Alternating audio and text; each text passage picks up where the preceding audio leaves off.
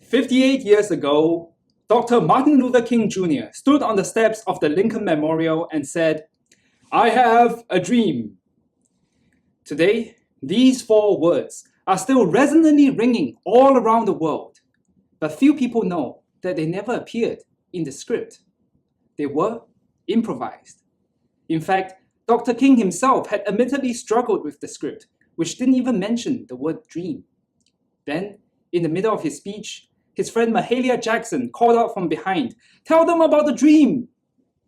So, in front of 250,000 people, Dr. King pushed his text to the left, looked out at the crowd, and gave himself over to the spirit of the moment. What resulted was one of the most heart-rending, soul-stirring, and awe-inspiring speeches ever delivered. That is the power of improvisation. At its core, improvisation is the art of making things up based on the offers of a situation.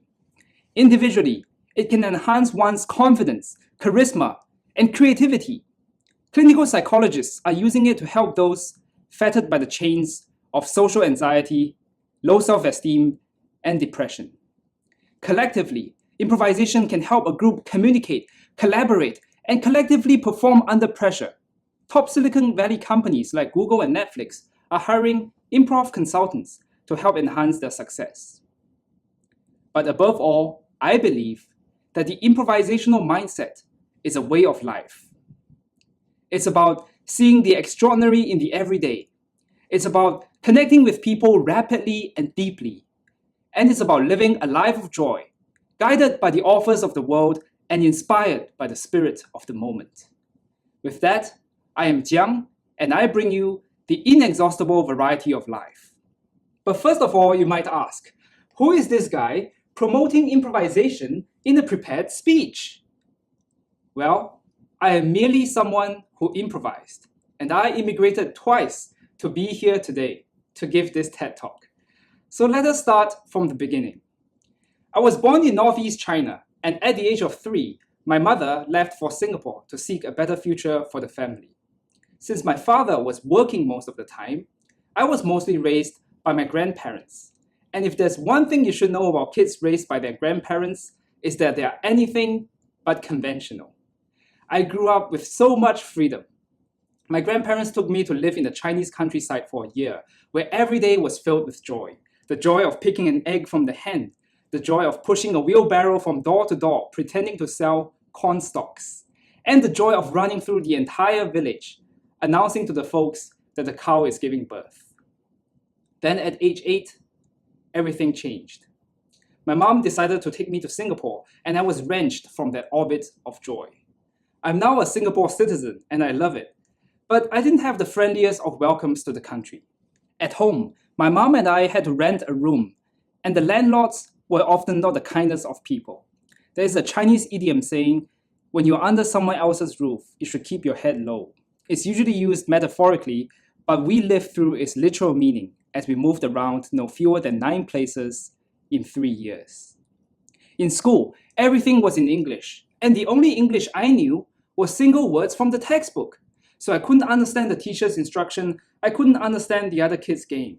One day, a boy, his name is Johnson, yelled out from across the classroom, "If you don't know English, why do you come to school every day?"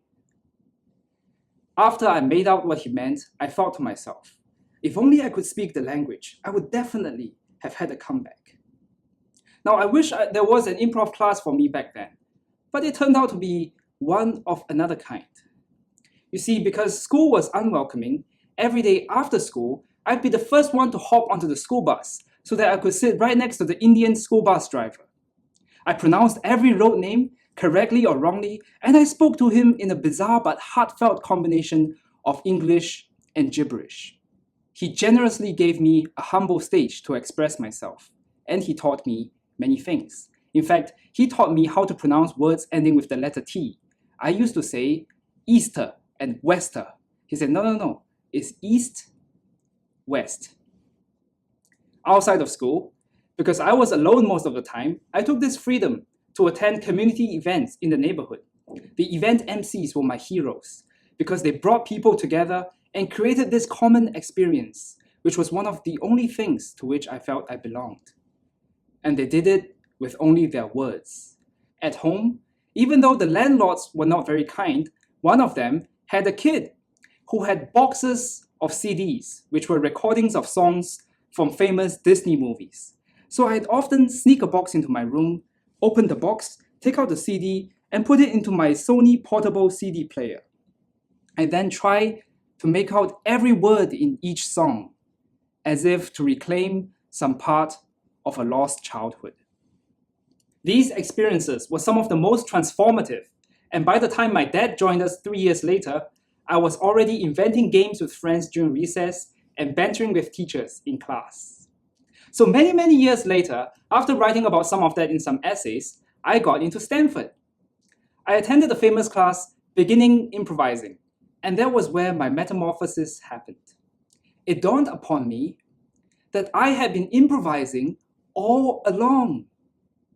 My best and most transformative moments in life, however life might be, was simply from looking at what's around me and making something out of them.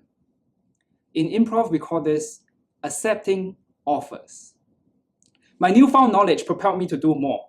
I traveled to Russia to watch the World Cup and sat on an 18-hour train ride. For 10 hours, I was having beer and talking to the Russian man sitting from across me in the cabin. He knew not a single word in English, and I knew 3 words in Russian. We spoke gibberish for 10 hours. The connection was surreal. I auditioned and became a teaching assistant to the legendary improv lecturer, Dan Klein. My classes included Stanford undergrads, PhDs, fellows, and many MBAs. Now, improvisers are widely known to be happy, witty, and highly intelligent people. Out of humility, I wouldn't tell you I'm actually an example myself, but if I am one, I'm certainly one without too many outfits. But I'm more interested in you people. I majored in symbolic systems, and I was so intrigued by improvisation that I dedicated all my research to it. So after a year of interdisciplinary research, I derived 3 symbols to describe the 3 main groups of people. Now, because these symbols are rooted in computer science and they are multidisciplinary, so they might be a little abstract to some of you, but please try your best and see if you can understand them. The first group are the acceptors. They accept offers. They say yes to new ideas, they pay attention and respond, and their eyes are full of love. These are the people who already embrace improv, and it's a small group. Maybe the few here who strongly prefer Zoom meetings to Zoom webinars, because in a webinar they can't see everyone else's faces. How restless they must be right now. The second group are the watchers. They enjoy watching other people improvise. They listen, they laugh, they watch with wide-eyed wonder the antics of the acceptors. But most of them think, I cannot do improv. Now, this is the biggest group, mostly the people who enjoy attending TED Talks, but may hesitate a little to give one of their own. The third group are the rejectors. They reject offers. They are the immovable object to the acceptor's unstoppable force. They trend negative and often say no. But so what? There's nothing wrong with saying no all the time, right? The pioneering improviser Keith Johnstone says this: there are people who prefer to say yes, and there are people who prefer to say no. Those who say yes are rewarded by the adventures they have. Those who say no are rewarded by the safety they attain. So it's fine to say no all the time and sit in the comfort of that phlegmatic safety. But as I've learned from my childhood Disney CDs, to be safe, we lose the chance of ever knowing what's around the river bend. And what happens when things go a little off script? Then that safety is shaken. And what happens to the rejectors when their routine safety is shaken? They become angry. And when this group gets angry, they're much louder than the first. So the watchers see all this and they become helpless. What about the acceptors? Well, they're still trying their best to find a few sparks here and there. But more and more, the contagious negativity gets to them, and gradually, the hearts in their eyes fade into tears. Pretty reflective of 2020, isn't it? Now, I want to acknowledge the sheer horror of the events in a year that went so decidedly off script. Personally, it's my first year in life when I didn't get to see the face of any family member. And I know I should already be grateful because I know I'll still be able to see them again. Entire chapters of history can be written about 2020, but I want to highlight one thing that it's so singularly exacerbated: isolation. It seems like 2020 was a year when the whole universe conspired to put us into a new age of isolation. But let there be no mistake about this. Even without anything from 2020, the incoming adult cohort is already the most isolated generation in America. They're also the most stressed. Now, how could it be that as we get better fed, better educated, and better connected, we are becoming more isolated and more stressed? With social media dictating our lives, amongst other reasons, we've lost the power of being present, of paying attention, and of seeing and accepting offers. We've developed such an uncanny preoccupation to optimize that we forget humans evolved to improvise. And the resulting loneliness has the same impact on your mortality as smoking 15 cigarettes a day. The loneliness epidemic began way before the COVID-19 pandemic and is quietly killing us. But I'll tell you what, even though we face the difficulties of today and tomorrow, I too have a dream. I dream that every person can see the wonders of their lives and live each day punctuated by moments of joy. I dream that all people around me, all groups and communities, can bask in the sunshine of positivity, generosity, and genuine human connection. The dream is big and beyond myself, but the steps are small and they start here and now. So I'm going to share with you one idea from improvisation that will awaken the possibilities. Let us take this first step through an activity. It's an activity done in every improv class in the world. We're going to do a special variation, and all I ask of you is that you be fully present and act it out. Ready? Imagine someone who's pretty close to you, but whom you haven't spoken to in a while. Everyone has that person? All right, so recently, this person has sent you a box. You have the box sitting right in front of you right now. So look down and see what it looks like. Whatever your mind gives you, notice it and respect it, and don't change it. Let this be very specific. How big is it? Touch it and feel its texture. And as you touch it, you see the person's name somewhere on the box. Examine the detail. Now, there is something inside the box. It's something that this person has sent. So slowly open the box, and the moment you look inside, name it. What is it? Reach your hand inside, take it out, and examine it. You know exactly the reason why this person has sent you this item. And the more you examine it, the stronger the reason. And you're grateful for it. And the lights fade. Thank you. When I do this with a live audience, sometimes I can see their eyes light up as they look inside the box, and that's marvelous. But because of this virtual format, you get to share your gift with everyone else. So now I'd like to invite all of you to type in the chat what you had in the box.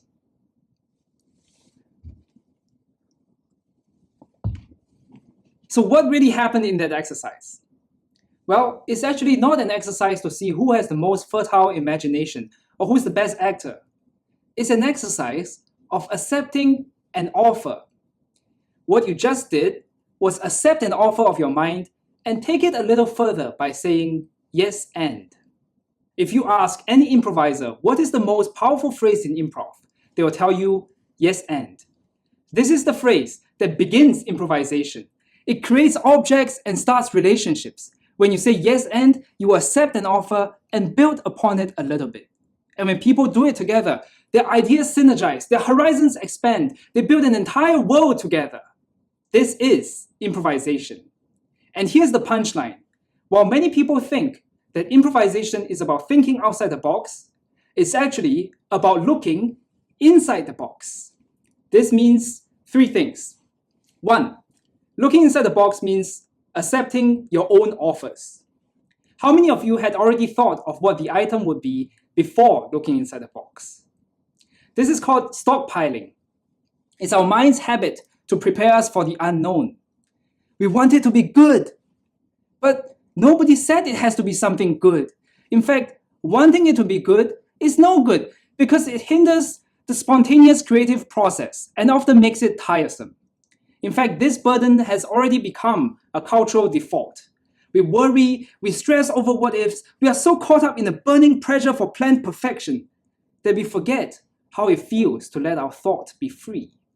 So if we actually look inside the box instead of thinking what should be in the box, then we escape the slings and arrows of the pressure to plan and breathe the exhilarating air of freedom. 2. Looking inside the box means accepting your partner's offers. We play this game in class in the form of a gift exchange, where one partner names the gift and the other tells the reason. So for this game to work in the first place, whatever your partner says must be correct. But beyond that, the ones who have the most fun in this game are those who approach it with a spirit of generosity, or a generosity of spirit. This gift is from this thoughtful, loving person. So whatever they give me must be wonderful. And when you assume such goodness in your partner, they will always have a wonderful story about the gift. Generosity is infectious, and you have to give it first. W.H. Auden says, "If equal affection cannot be, let the more loving one be me." Shakespeare says, "What is yours to bestow is not yours to reserve." On that note, I encourage all of you to reach out to the person who gave you that gift and generously tell them the story of your box. 3. Looking inside the box means accepting the offers of the world. The world is full of offers, but we tend to live in our heads a little too much. We move through life half awake and ruminating, proud of being busy. The detail of each day happen in front of us moment by moment, and how many wonders slip past our very eyes before we notice them. Some of the greatest moments in history happened because someone looked inside the box. Archimedes looked inside his box and saw his bathwater. Sir Isaac Newton looked inside his box and saw some apples falling from trees. To anyone, these offers are mundane and insignificant, but it's the curious attention to look inside the box that made them accept these offers and turn them into wonders. So, look inside the box, look inside the box. But where is the box? Well, I argue that you've all had your own boxes all along. In fact, you've had many, many boxes, and even one right in front of you right now. You've never lacked offers, but only discovery. So if you pay attention and just spend that 3 extra seconds to say yes and, then each offer can take you to elude the outer bounds of what's possible. So look inside the box and perhaps you'll see a tiny inconvenience you face every day. Say yes and with courage, and it can become the next big invention. Look inside the box and perhaps you'll see a little message saying hi. Say yes and with generosity, and it may lead to a deep connection and a deeper relationship. Look inside the box, and whatever you see is yours, always and everywhere. All you need to do is to trust your instincts to accept them and realize that we've all been improvisers all along. There's no guarantee you'll always succeed. I have to clarify here before anyone sues me. But if you fail, if you get hurt, it's fine. You've touched a new spot in the full gamut of human emotion. So celebrate it, embrace that vulnerability, and revel in the ambiguity of life with audacity. For in this strange, eventful dream of a life, we are all fellow improvisers. Look inside the box, look inside the box, and soon you'll see the inexhaustible variety of life. Thank you.